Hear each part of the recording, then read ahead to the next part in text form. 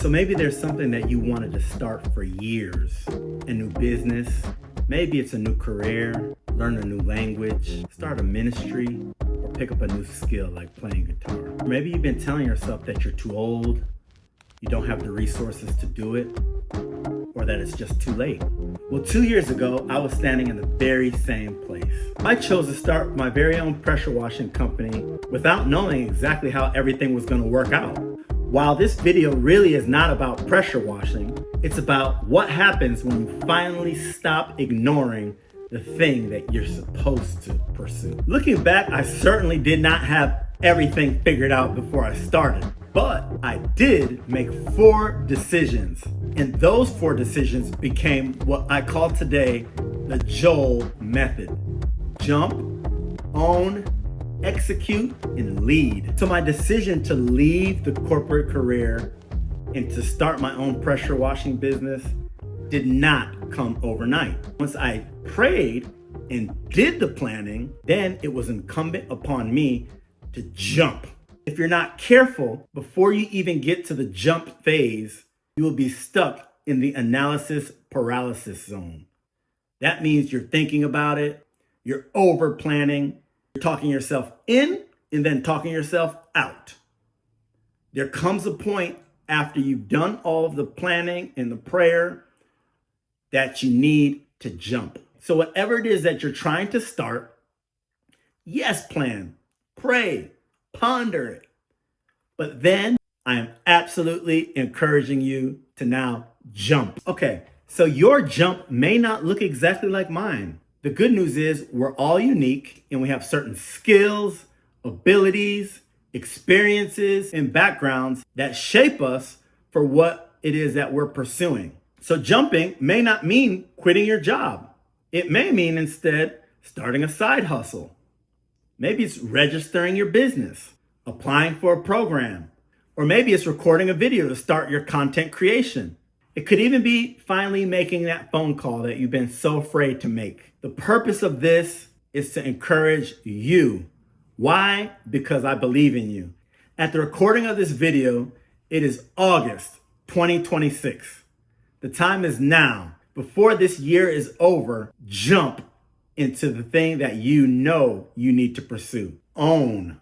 So once you start, it is important that you own the outcome of your decision. That would include the mistakes, the slow growth, even the moments where you feel insecure and like you made the wrong decision. I want to encourage you to own and nurture the beginning phase. That means the part that's a little ugly, a little rough around the edges. Why? Because those stages build your character. Also, those stages will test you to see if you really have what it takes to succeed. Embrace it. Yes, it's going to be uncomfortable. Just remember, by placing yourself in uncomfortable situations is how you will grow. So own your outcome. Not just the successes or what everyone deems to be successful, but even the beginning phase, the part that feels super rough and uncomfortable. One of the most important aspects of the own phase is that you don't sabotage your efforts. One example of this would be if you're starting a diet, but you're afraid to share that in the event that you don't lose weight. Or maybe it is that you started your business, but you're so in fear to share it because of what others may think or say. For example, in my case, at first, it was a little uncomfortable sharing with people that I left a corporate gig paying 6 figures to start a pressure washing company. But the more I owned it and leaned into what it was that I was doing, I had more conviction. It started to really open up and pay me like my own business. So own it, execute. Dreams all feel exciting, but execution is often very repetitive. It's the doing it while no one's watching. It's those reps that build the muscle. It's not the winning shot for the championship game. It's all the years of hard work that led up to that shot. All the practice, all the reps that you put in, all the missed shots as well. It's the showing up before the results show up. It's a thing that we call faith. As the Bible states, it's the substance of things hoped for and the evidence of things not yet seen. You have to have faith. Lead. Leadership begins when you learn to keep the promises that you make to yourself. That's getting up early, making those calls, following up. It's continuing when it feels like it'd be easier to quit. That is leading. Before you can lead anyone else, it is said that you have to learn to lead yourself. I am a huge proponent of servant leadership. So I would encourage you to be a servant. That would also include to yourself. And one of the best ways that you can do that is by encouraging yourself, because sometimes that will be required to make it on this journey of starting something new. If you're learning and playing an instrument, that means when those notes don't sound good, encouraging yourself to continue. You have to say, sounds bad today, but tomorrow it's going to be better. Maybe it's that diet that you've always been wanting to go on. You set that goal to lose 30 pounds, but guess what? You only lose 1, and it's been 2 weeks. Encourage yourself. It could be worse. I could have gained 1 pound. Build on the little victories. I guarantee you, if you go a little further, you'll be able to see a little bit further.